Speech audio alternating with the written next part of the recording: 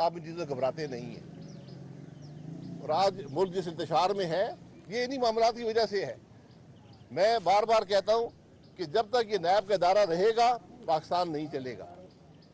اگر آج آپ ایک چیز جو پاکستان کو نقصان پہنچا رہی ہے، جو ادارہ اس ملک کی جڑیں کھوکھلی کر رہا ہے، جو حکومت کے نظام کو مفلوج کرتا ہے، وہ نیب کا ادارہ ہے۔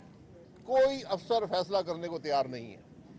واضح فیصلے ہوتے ہیں، اربوں خربوں کا ملک کا معاملہ ہوتا ہے، لیکن افسران سمری لے کر نہیں آتے، افسران فیصلہ نہیں کرتے، کابینہ فیصلہ نہیں کرتی، کابینہ کی کمیٹیاں فیصلہ نہیں کرتی، تو ملک کیسے چلے گا؟ ہر آدمی سوال کرتا ہے جی وہ یہ کرپشن ہو گئی، وہ کرپشن ہوگی۔ کرپشن پکڑے نا اگر کرپشن ہوئی ہے، لیکن ایک چیز جو واضح نظر آتی ہے کہ اگر یہ ادارہ رہا ملک کے معاملات نہیں چلیں گے۔ میں بار بار کہتا ہوں، آج پھر کہہ رہا ہوں کہ اس بات کو سمجھیں جو ارباب اختیار ہیں۔ میں نے بارہا وزیر اعظم صاحب سے کہا ہے کہ ایک لائن کی ترمیم چاہیے نیب کے آرڈیننس میں کہ نیب آرڈیننس 1999 ریپیل کیا جاتا ہے، بس اور کچھ نہیں چاہیے، کوئی ترمیم نہیں چاہیے، ایک لائن چاہیے۔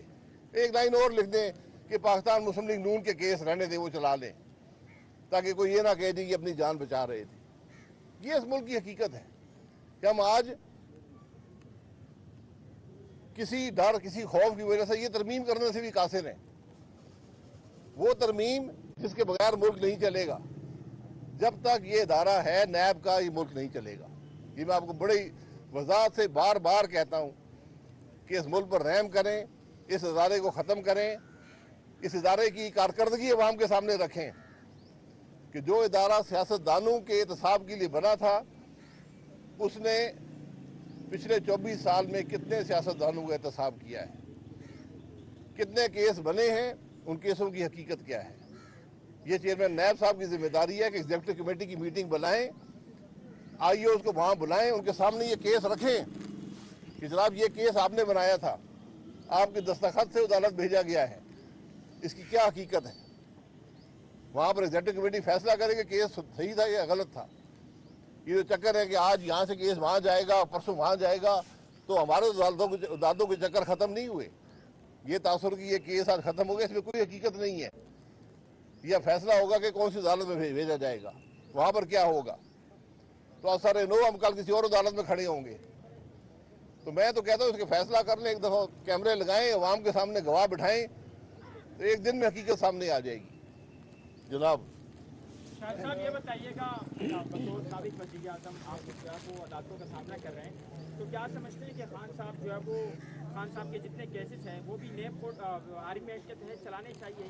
کیونکہ خواجہ آصف صاحب کہہ چکے ہیں کہ کچھ بھی ہو سکتا ہے، انہوں نے کھلے الفاظ میں تو نہیں کہا۔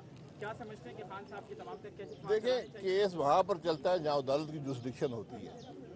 اس عدالت نے فیصلہ کیا کہ ہماری جورسڈکشن نہیں ہے، تو کسی اور عدالت میں چل سکتا ہے۔ میں تو یہ کہہ رہا ہوں کہ جو کیس ہوں، سیاسی لوگوں پر جو کیس بنتے ہیں، ان کے حقائق عوام کے سامنے رکھنے چاہیے۔